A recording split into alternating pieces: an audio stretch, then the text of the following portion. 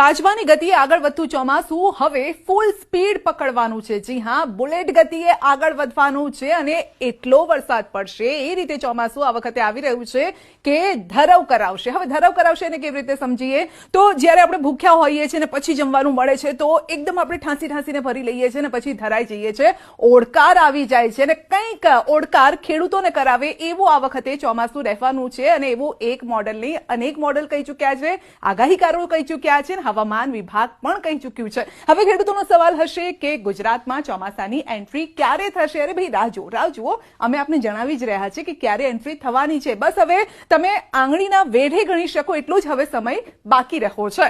તો આપને જણાવીએ કે આવી રહ્યું છે ચોમાસું। હવે જે ચોમાસું આવી રહ્યું છે તો કેવી રીતે આવી રહ્યું છે અને કેવી રીતે અત્યારે આ સંજોગો બની રહ્યા છે? તો બંને તરફ ભેજવાળા પવનો આવી રહ્યા છે, બંને તરફથી આવી રહ્યા છે। રાજ્યમાં વરસાદી ગતિવિધિને અત્યારે બળ મળી રહ્યું છે તો રાજ્યના મોટા ભાગના વિસ્તારમાં વરસાદી માહોલ રહેવાનો છે। હવે કઈ સિસ્ટમ એવી છે કે જે ચોમાસાને આગળ વધવા માટે સાનુકૂળ છે? કારણ કે છેલ્લા 20 દિવસથી આપણે જોઈ રહ્યા છે કે મહારાષ્ટ્રમાં અત્યારે પોરો ખાઈ રહ્યું છે। જાણે એક સમય તો એવું લાગ્યું કે ચોમાસું રેસાઈ ગયું છે ગુજરાતથી અને જેના કારણે આગળ નથી વધી રહ્યું। કેરળ અને મહારાષ્ટ્રમાં વહેલી એન્ટ્રી કરી પણ ગુજરાતમાં ક્યારે? તો હવે જે સાનુકૂળ પરિસ્થિતિ છે એને આપણે જણાવી દઈએ તો એક અહીંયા સાયક્લોનિક સર્ક્યુલેશન બની